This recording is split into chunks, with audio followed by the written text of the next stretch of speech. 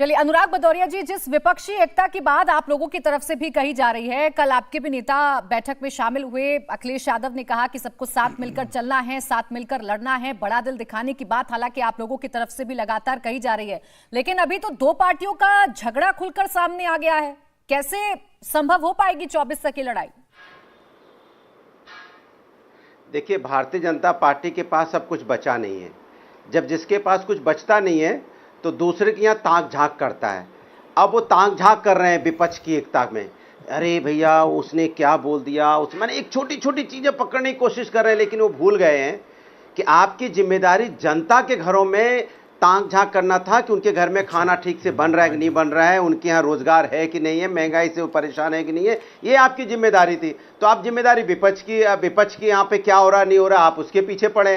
भाई देखिए, सवाल ये है कि राष्ट्र के मुद्दे पे पूरा विपक्ष एक है। मैंने पहले बोला था, फिर बोल रहा हूं, वैचारिक मतभेद हो सकते हैं, दल हैं, अलग अलग सोच है दल की, उसमें अलग अलग बातें होंगी। घर होगा तो घर में जब चार भाई बैठेंगे तो तरह तरह की अपनी शिकायतें होंगी, अपनी बात होगी, लेकिन असली मुद्दा क्या है?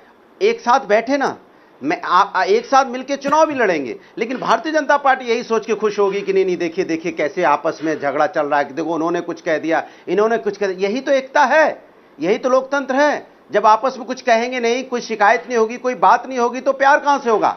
यही तो मोहब्बत है, इसी को लोकतंत्र बोलते हैं, इसी को बोलते हैं हिंदुस्तान, कि एक हिंदुस्तान परिवार की तरह चलता है जिसमें शिकायतें भी होंगी, बातें भी होंगी। आपके यहां तो ऐसा हो भी नहीं सकता।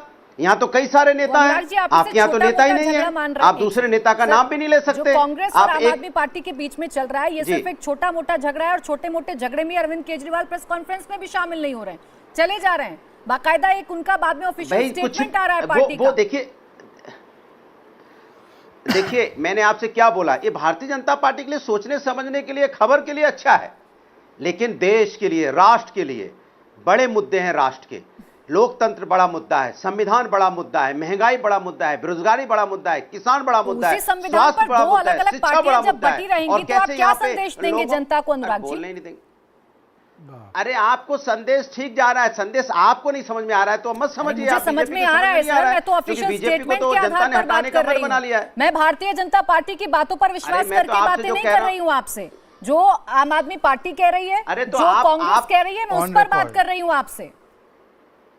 मैं आपसे क्या कह रहा हूं, बड़े मकसद के लिए सब एक हुए हैं, और आने वाले दिनों में आपको सब एक दिखाई पड़ेंगे। और एक मंच पे क्या सभी लोग पटना नहीं पहुंचे?